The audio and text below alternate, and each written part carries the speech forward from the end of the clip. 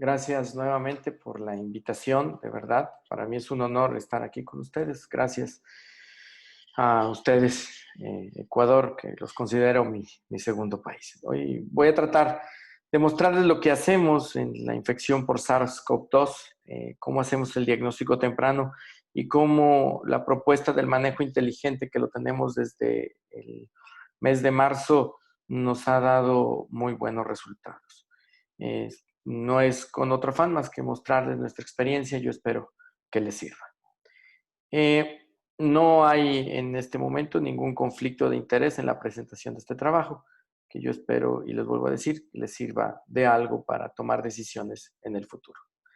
¿Qué conocemos del virus? Bueno, conocemos los síntomas, así como fueron apareciendo. Los últimos que aparecieron fue la pérdida del olfato. El periodo de incubación, alrededor de 5 días. Ahora sabemos que el periodo de contagio más importante es hasta los primeros 5 días de que inician los síntomas, y por supuesto seguirá siendo muy peligroso los portadores asintomáticos. ¿Conocemos al virus? Sí, sí lo conocemos su capacidad, cómo actúa y cómo entrar.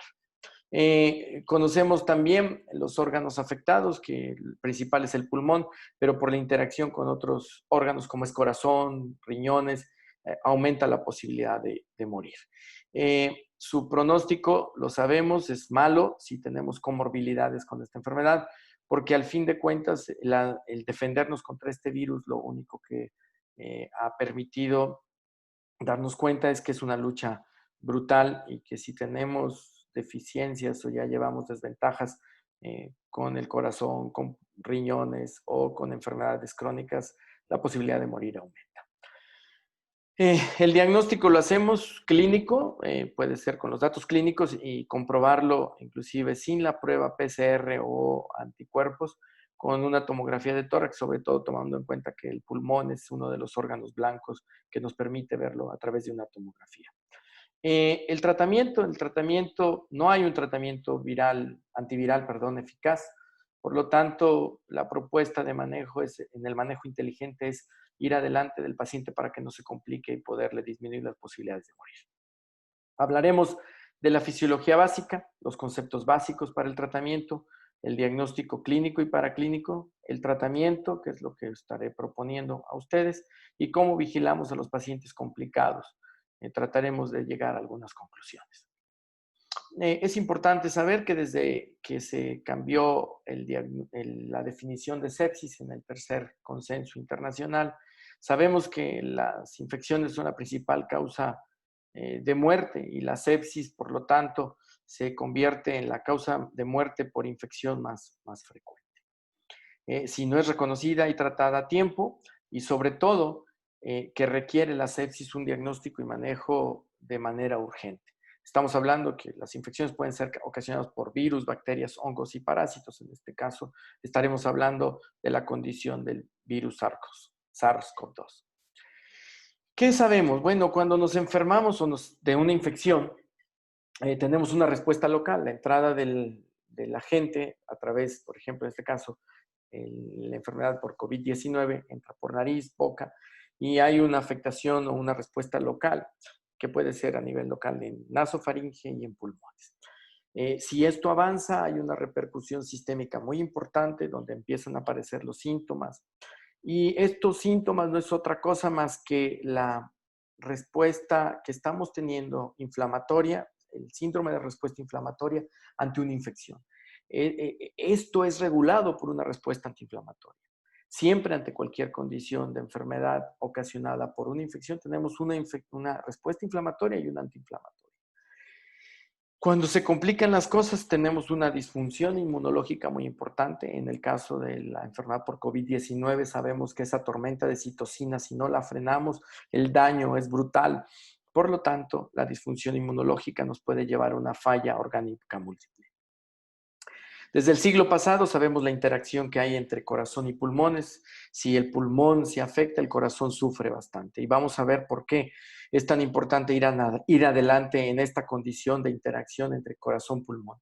Porque si el corazón y el pulmón empiezan a fallar, se desencadena una cascada que afecta a otros órganos, entre ellos el riñón. Por lo tanto, la sepsis es una disfunción de órganos que amenaza la vida causada por el deterioro en la respuesta del huésped a una infección, y esa disfunción de órganos que se da y ante una respuesta no estable, ante una infección, tiene potencial letalidad. ¿Esto qué quiere decir? Una simple infección como tal, en este caso el virus COVID-19, que no es tan simple, pero tiene un potencial de matarnos muy alto. Es por eso que una detección urgente y el manejo adelantado a las complicaciones que se pueden presentar mejoraría el pronóstico de vida. Entonces, resumiendo, en la sepsis existe una disfunción de órganos, hay cambios fisiológicos y bioquímicos, sea cualquiera el agente, virus, bacterias, hongos y parásitos, que nos da una condición de inestabilidad que necesita una intervención clínica muy certera y también un monitoreo. Por lo tanto, los pacientes en condición de gravedad deberán de estar en una unidad de cuidados intensivos.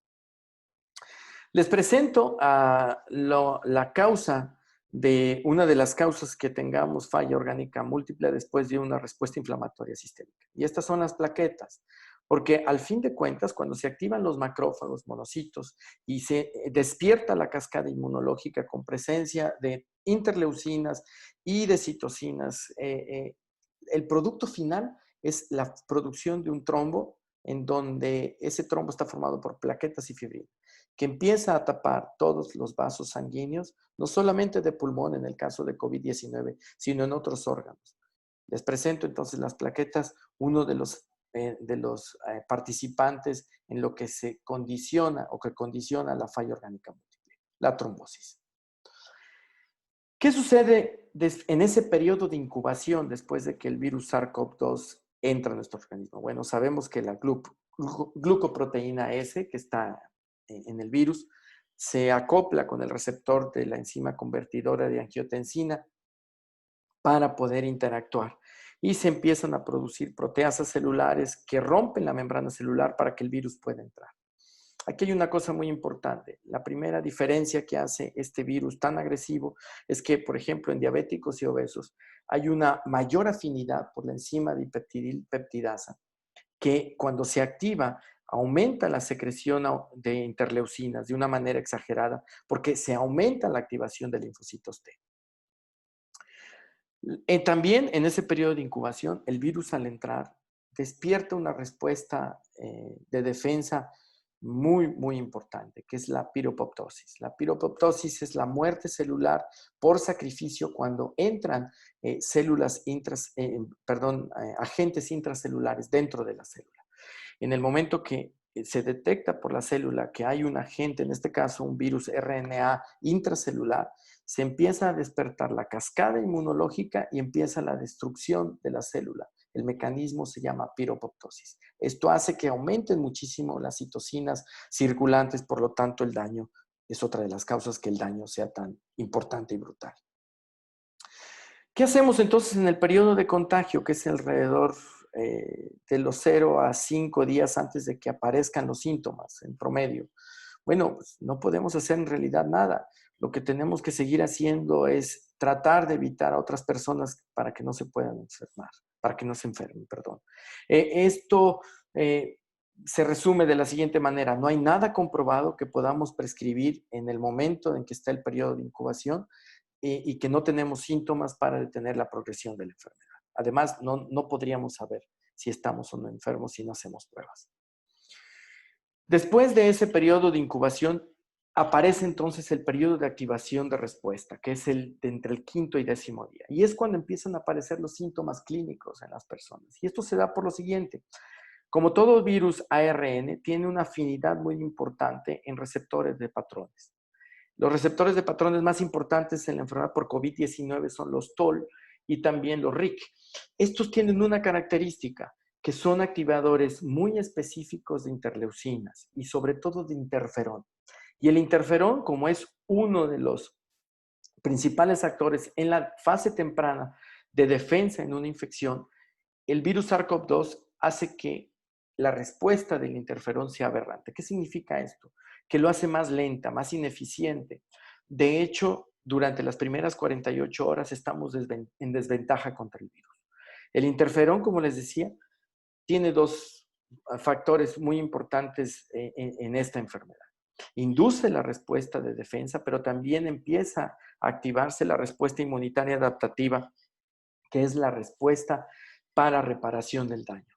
Como esta condición no se da, el virus activa la respuesta inflamatoria de una manera desencadenada, provocándose un mayor daño o desencadenándose un mayor daño en el paciente. En este periodo, que es entre el periodo de activación de respuesta, aparecen los datos clínicos de los pacientes y entonces sí podemos empezar a sospechar que estamos enfermos por el virus SARS-CoV-2. El siguiente actor de daño y que nos puede condicionar la muerte, como el primero fueron las plaquetas, la siguiente es la piropoptosis. La piropoptosis, les vuelvo a recordar, es la muerte celular por sacrificio cuando detecta un germen intracelular. ¿Qué sucede cuando el virus llega al alveolo? Pues llega muy sencillo y la primera célula que se ve afectada son las células del endotelio del alveolo, que son los neumocitos tipo 2. Hay que recordar que los pacientes con virus SARS-CoV-2 tienen linfocitos muy bajos y aquí es donde se permite al paciente se ve comprometido. Los linfocitos CD4, que son los responsables de la respuesta de adaptación o empezar a producir la respuesta celular, se ven disminuidos. Y entonces se activan los CD8 y estos pacientes tienen una respuesta celular exagerada. ¿Y qué es lo que vemos? Bueno, pues vemos, como les decía, que los neumocitos tipo 2 se ven invadidos por el virus, empieza a haber deficiencia de factor surfactante, se activan las linfocinas, hay acúmulo de macrófagos, se empiezan a romper las uniones que están pegando las células entre células del endotelio, se separan las uniones, los puentes densos, y entonces hay un mayor tamaño de los espacios intercelulares y empieza la fuga que tiene de líquidos y entonces empieza el edema pulmonar. Y es ahí donde empezamos a ver los cambios sin que haya datos muy francos de insuficiencia respiratoria, ya se ven los cambios en las placas radiográficas que van de la periferia hacia el centro. En cualquier condición clínica, el curso clínico en un daño pulmonar tiene estas fases. El daño agudo, que es cuando entra el virus y empieza, ya les dije, a dañar los neumocitos tipo 2. Hay un tiempo donde no nos da manifestaciones clínicas, pero se está desarrollando un daño brutal en las células del endotelio, del alveolo y del capilar pulmonar. Y cuando el daño es mayor del 30% en la superficie total del pulmón, empieza la falla respiratoria con manifestaciones clínicas. Y a la vez empiezan a presentarse las anormalidades fisiológicas. Les presento lo que sucede en un pulmón en las primeras horas cuando llega un virus o una bacteria y empieza a agredir el pulmón. Esto lo hace en cualquier neumonía. Entre las 24 y 96 horas hay acúmulo de líquido, ya lo vimos por qué, porque se rompen las uniones densas de las células de los capilares y entonces empieza a haber acúmulo de células inflamatorias y empieza a fugar líquido en el intersticio y dentro del alveolo. Pero lo más importante es que aparecen los émbolos, esos émbolos que nos van a dar una patología que va a agravar el pronóstico de los pacientes. Esos microembolismos empiezan a condicionar trombosis pulmonar. Entre el tercero a décimo día, como ya dijimos, los neumocitos hiperplasian, empiezan a disminuir su capacidad de producir surfactante, empiezan a colapsar los alveolos. Hay mayor infiltrado en intersticial, que se ve perfectamente en esa diapositiva, y también empieza a despertarse la respuesta de reparación que nos va a ocasionar daño. Entre el séptimo al décimo día es la fase proliferativo-fibrótica. Ya la estructura del alveolo se pierde, hay fibrosis pulmonar, las células normales son sustituidas por células fibróticas, empieza a perderse la estructura del alveolo y ya prácticamente tenemos una condición de mala función en esas partes del alveolo del pulmón. El periodo de riesgo de falla orgánica múltiple empieza después del décimo día. ¿Por qué? Porque si ya dijimos, el daño agudo en el pulmón puede pasar desapercibido hasta que empiezan manifestaciones clínicas. Esas manifestaciones clínicas no reflejan otra cosa más que lo que está sucediendo dentro del pulmón. Si esto no lo paramos, entre el 10º y 14º día empieza a aparecer la hipertensión arterial pulmonar. La hipertensión arterial pulmonar no es otra cosa más que la consecuencia de la trombosis pulmonar y el edema intersticial del pulmón. Para los que manejan adultos, este concepto es un poco difícil de entenderlo, sobre todo en los congresos de adultos. Esto se le llama el ventrículo al que nadie le hace caso. El daño por hipertensión pulmonar y en el ventrículo derecho pasa desapercibido porque no todos le dan la importancia que debe de ser. Espero que después de esta charla se cambie ese concepto. ¿Qué sucede entonces para que se dé hipertensión arterial pulmonar? La trombosis pulmonar, ya lo dijimos, condiciona algo, que es esas partes de los capilares que empiezan a tener trombos dejan de tener interacción o intercambio oxígeno con la sangre.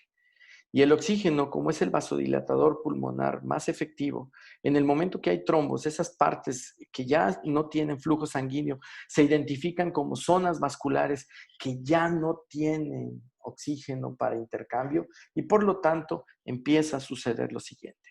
La hipoxia despierta fenotípicamente una respuesta por citocinas y también directamente a través de redistribución de flujos del pulmón. En la hipertensión arterial pulmonar, no solo el oxígeno es el regulador del tono vascular pulmonar. En la falta de oxígeno, los capilares empiezan a cerrar. Eso hace que aumente la presión pulmonar y aumentando el trabajo del corazón derecho. Hay otros mecanismos de control, como son en una inflamación, las citocinas, los neutrófilos, los macrófagos, que hacen que el tono vascular se pierda y empiece a cerrarse. Los mecanismos de compensación del tono vascular son las prostaciclinas, que son vasodilatadores pulmonares, el óxido nítrico y la guanilato ciclasa, que aumenta la producción de GMP cíclico a nivel de la musculatura alveolar para que se pierda el tono, para que aumente la capacidad vascular del capilar pulmonar. Cuando hay una infección, estos mecanismos de compensación se pierden y sobre todo recordemos porque hay trombosis pulmonar y entonces empiezan a producirse endotelinas que son vasoconstrictores pulmonares. Desde el 2019 que se dio el consenso en el Congreso de Terapia Intensiva Internacional, ya se tiene el concepto muy claro que la hipertensión arterial pulmonar da como consecuencia una falla del ventrículo derecho y que si esa falla del ventrículo derecho no tiene ayuda, va a dar una disfunción cardíaca muy importante. Por lo tanto, la hipertensión arterial pulmonar en pediatría tiene una importancia fundamental porque en un estudio multicéntrico ya se demostró que la hipertensión arterial pulmonar aumenta la posibilidad de muerte en pacientes pediátricos. No tiene por qué ser diferente en los adultos, porque la hipertensión arterial pulmonar, como dijimos, da falla cardíaca derecha e insuficiencia cardíaca. Los factores de mal pronóstico en los pacientes que tienen un problema de neumonía son elevación del péptido auricular natriurético, dilatación de la aurícula derecha y disminución del índice cardíaco. La participación del cardiólogo es muy importante en el tratamiento de estos pacientes. Si la hipertensión arterial pulmonar se da y hay falla cardíaca derecha y hay insuficiencia cardíaca derecha, entonces por consecuencia va a haber insuficiencia renal aguda. Los pacientes por COVID-19 dejan de orinar cuando la capacidad cardíaca se va perdiendo. Y entonces se agrega una nueva falla a otro órgano, que es el riñón, que va a complicar las cosas porque va a haber retención de líquidos, mayor fuga capilar en los pulmones y mayor problema. Los factores de mal pronóstico son que se detecte proteinuria, hematuria en los exámenes de orina y se empiece a elevar la creatinina. También lo que no debemos de permitir y dejar avanzar es que si la baja perfusión del lecho esplácnico se da, vamos a empezar a tener falla hepática. La falla hepática se da por actividad directa del virus, se ve una elevación importante de la GGT y también por la hipoperfusión e hipoxia del tejido hepático. Esto condiciona que entonces tendremos también problemas asociados y empezamos a tener falla de más órganos. Y si a esto le agregamos lo que llamamos el síndrome de activación de macrófagos, donde el síndrome de activación de macrófagos no es otra cosa más que las células, el macrófago se activa y empieza a despertar la respuesta inflamatoria de manera exagerada sin que se frene, haciendo un daño progresivo no solamente de endotelio, sino de órganos que forman, de los cuales están formados los vasos sanguíneos y el endotelio de cada uno de esos órganos. Esa síndrome de activación de macrófagos, ¿cómo sospecharlo? Porque se eleva la interleucina 6, por eso la tomamos, la interleucina 1, la proteína se reactiva y empieza la liberación de ferritina por ese proceso de destrucción y de trabajo de las células del sistema de defensa. Miren, si esto se complica después del 10º día, por eso los pacientes se complican después del 14º día, lo que vamos a tener entonces agregándose día a día va a ser hipertensión arterial pulmonar, porque hubo trombosis pulmonar, hay falla cardíaca derecha, hay insuficiencia cardíaca, hay insuficiencia renal aguda, hay falla hepática y está el síndrome de activación de macrófagos que no se frena porque el estímulo inmunológico, el estímulo y la agresión persisten en estos pacientes.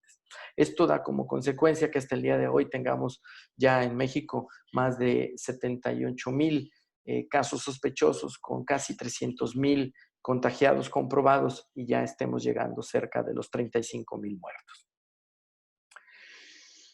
¿Qué hago y cómo lo hago? Bueno, la intervención que hacemos es de una manera lógica y depende del momento en que se detecta o el paciente acude a la consulta.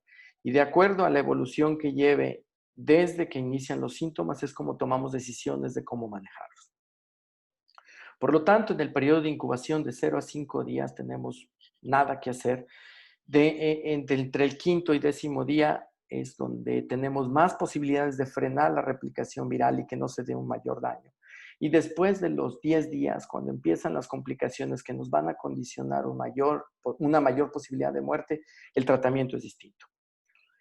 ¿Qué estamos haciendo y cómo lo hacemos? Bueno, estamos identificando los casos de manera temprana. El diagnóstico clínico, junto con el radiográfico o radiológico, las tomografías, el ultrasonido, que ahora le están dando más importancia, nos pueden ayudar a hacer el diagnóstico, pero la clínica es muy importante. Desarrollamos una plataforma donde se da un puntaje a cada uno de los signos y síntomas que puede tener el paciente.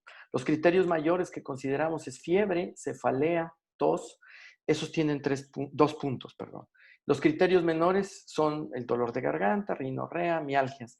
Esos tienen 1 punto. Y consideramos el criterio mayor que hayan estado expuestos, cuidando o en contacto con alguien con enfermedad ya comprobada por COVID de COVID-19. Si los pacientes tienen un puntaje mayor de 6, los vigilamos estrechamente. Si tienen puntaje mayor de 9, sabemos casi con certeza que son pacientes que tienen virus SARS-CoV-2 y por lo tanto están desarrollando la enfermedad COVID-19. Y entonces nos enfrentamos a lo siguiente. ¿Es posible matar el virus? Desde que empezó la enfermedad a tener importancia mundial, las baterías se han enfocado en matar el virus.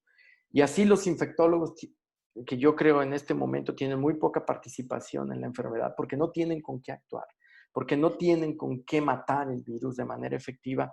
Los infectólogos que al inicio de esta pandemia empezaron a tener un protagonismo muy importante, ahorita ya les vuelvo a decir, yo creo que no deberían de tener tanta importancia. Pero ¿es posible matar el virus? Pues hemos visto hasta ahorita. La Clínica Mayo dice, en este momento no hay ningún tratamiento para matar el virus. Y así empezamos a tener protocolos con hidroxicloroquina y lopinavir. ¿Y qué pasó? No sirve. Esto desde el 5 de mayo todavía le seguíamos dando importancia, pero después esto se descubrió que no servía. Ahora apareció el Remdesivir, que no tenemos al alcance en México, pues prácticamente podemos decir no lo tenemos como tratamiento. Luego aparece la ivermectina y hay estudios muy importantes que dicen que entre más temprano lo demos, por eso es tan importante dar el tratamiento en cuanto empiezan los síntomas, que es cuando sabemos que los pacientes pueden tener la enfermedad por COVID-19, funciona y se ha visto en algunos artículos que se están publicando que tiene una efectividad temprana. La Organización Mundial de la Salud dice la ivermectina no debe de ser usada para el tratamiento de COVID-19 cuando el paciente ya está muy grave. Aparece también el favipiravir, que es un antiviral que tampoco lo tenemos al alcance. ¿Qué hago entonces y cómo lo hacemos? Bueno, pues ya dijimos, entre los primeros 5 días en realidad no tenemos nada que hacer más que disminuir la carga viral. ¿Y cómo lo hacemos? Pues con el uso de cubrebocas para que se contagie el menor número de personas, disminuir la posibilidad de contagiar con la sana distancia, mantenernos en casa, tener los lugares perfectamente bien ventilados. Y sobre todo, disminuir la posibilidad de complicaciones con un mejor control de comorbilidades. Entre el 5º y el 10º día, cuando aparece la activación de la respuesta y es cuando empiezan los datos clínicos en los pacientes, ¿qué es lo que hacemos? Si llega el paciente los primeros 7 días de que inicia con síntomas, lo que hacemos es lo siguiente. Usamos la ivermectina a la dosis adecuada, ácido acetil salicílico soluble cada 12 horas, 100 miligramos en los adultos, y acetilcisteína como mejorador de la fluidificación de secreciones y como inductor hepático enzimático para mejorar su trabajo. Si los adultos llegan con fiebre, a la ivermectina se le agrega ácido acetil salicílico, acetilcisteína, ya lo dijimos, y empezamos con acitromicina, no como antibiótico, sino como modulador de inflamación a nivel pulmonar, y lo damos por 7 días para que su efecto dure 15 días, que es el efecto que hemos visto máximo de efectividad, sobre todo si hay un efecto inflamatorio muy importante en el pulmón de los pacientes adultos. En los niños, ¿qué es lo que hacemos? El niño generalmente no llega con fiebre o tiene fiebre un solo día, entonces los papás no nos lo traen tan tempranamente. Pero si llega durante los primeros 7 días de vida con síntomas y fiebre, inicio con aminofilina como inhibidor de fosfodiesterasa que tiene un efecto antiagregante plaquetario. No estoy utilizando ácido acetil salicílico por el riesgo de RAI, de síndrome de RAI. También le agregamos acitromicina. ¿Qué hacemos con los adultos si llegan después de los 7 días y con fiebre y su saturación es menor del 92%? Iniciamos ácido acetil salicílico, acetilcisteína y acitromicina. Y agregamos dexametasona 8 miligramos por día. La saturación menor de 92% es lo que nos da la pauta para iniciar dexametasona de 4 días en promedio. Vigilamos la saturación todos los días y eso nos da la pauta de cuándo suspenderla. Si los niños llegan después de 7 días con fiebre, les seguimos dando la aminofilina, la acitromicina y les agregamos la prednisolona. ¿Qué hacemos con los adultos si después de 7 días de iniciar los síntomas tienen fiebre, pero su saturación es menor de 85 o tienen una comorbilidad pulmonar? Les iniciamos enoxeparina. Sustituimos el ácido acetilsalicílico por enoxeparina. Les seguimos dando la acetilcisteína. Continuamos con la citromicina y les damos la dexametasona 8 miligramos por día. Aquí viene una parte muy importante. Los pacientes empiezan a desarrollar hipertensión arterial pulmonar. ¿Y qué hacemos? Pues les damos sildenafil y les damos Bosentan. La mayoría de los pacientes solamente con el sildenafil, adultos y niños a dosis ponderales conocidas, ha sido suficiente. Ahorita en el protocolo tenemos 3 pacientes con Bosentan que ha sido necesario utilizarlo porque han llegado a tener niños presiones pulmonares casi de 90, 88, 90. ¿Qué hacemos con adultos y niños? Los ponemos a inflar globos. No tenemos suficientes terapistas pulmonares. Por lo tanto, lo que hacemos es ponerlos a inflar globos. 5 a 6 globos por hora nos da la posibilidad de mejorar y los ponemos a los adultos en prono en su casa a inflar globos.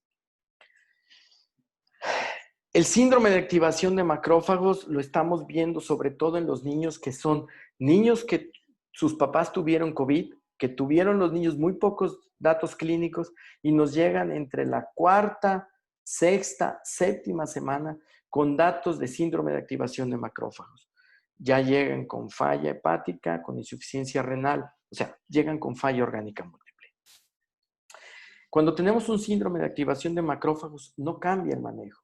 Damos tratamiento para hipertensión arterial pulmonar, ya se los dije, sildenafil, bosentan, y no les disminuimos el oxígeno. Utilizamos ventilación de alto flujo con todos los pacientes y sí los nebulizamos. No aumenta la posibilidad de aerosoles porque utilizamos micronebulizadores ultrasónicos.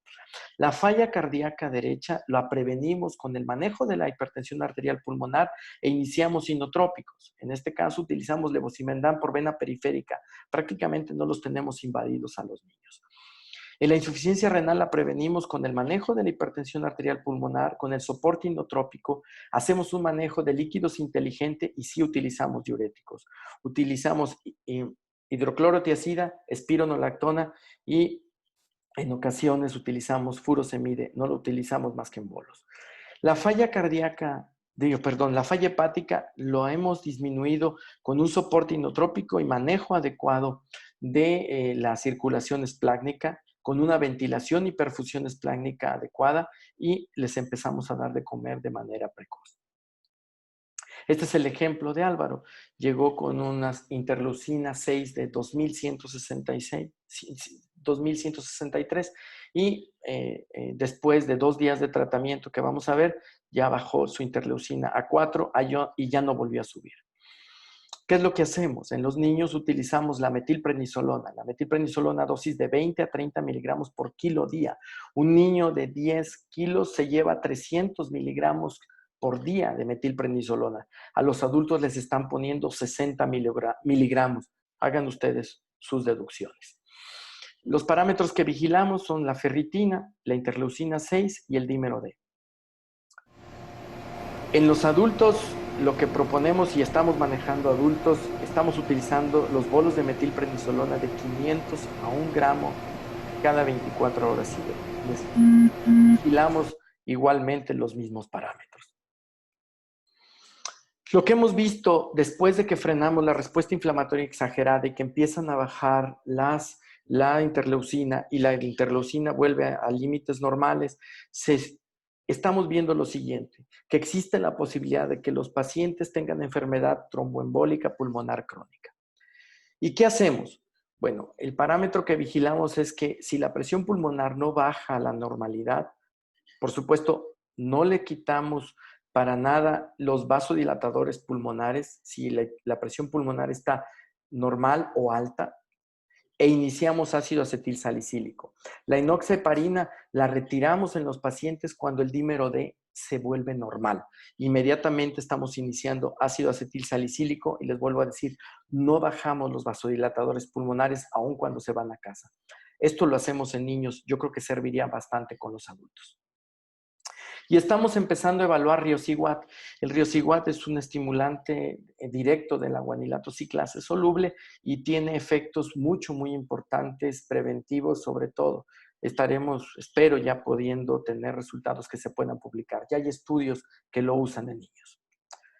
Las conclusiones a las que hemos llegado es que mientras la premisa sea matar el virus, estamos condenados a ser parte de las estadísticas de muertos. No hay nada nuevo en el manejo de este cuadro viral, ni siquiera el dióxido de cloro. El soporte al paciente, aún en condiciones muy graves, deberá de llevar un solo fin: ir adelante en las complicaciones, en lo que sabemos que puede suceder, como la trombosis pulmonar y la falla cardíaca derecha, y que esto sabemos que puede matar al paciente. El sistema inmunológico no está mal, al contrario, es competente, inclusive se convierte en un riesgo, por eso es que utilizamos antiinflamatorios a esas dosis. Por lo tanto, lo mejor que podemos hacer es controlar la comorbilidad, no esperando que existan medicamentos milagrosos ni que maten o que mejoren el pronóstico del paciente matando el virus. No hay una certeza de lo nuevo que sirve en el manejo, por lo tanto, sabe más el diablo por viejo que por diablo. Así lo decimos aquí en México. La medicina basada en la evidencia y la experiencia de usarlo y aplicar el conocimiento científico está salvando vidas. Están utilizando medicamentos antiinflamatorios mucho más poderosos yo creo que debemos de seguir utilizando la metilprednisolona. Y si fracasa, entonces sí, utilizar los otros medicamentos, pero hacerlo a tiempo y de manera adecuada. No hay una certeza en lo nuevo, como les digo, el manejo fisiológico inteligente es la clave para que los pacientes no tengan tanta posibilidad de morir. Gracias. Estoy abierto a sus preguntas. Les agradezco nuevamente la invitación.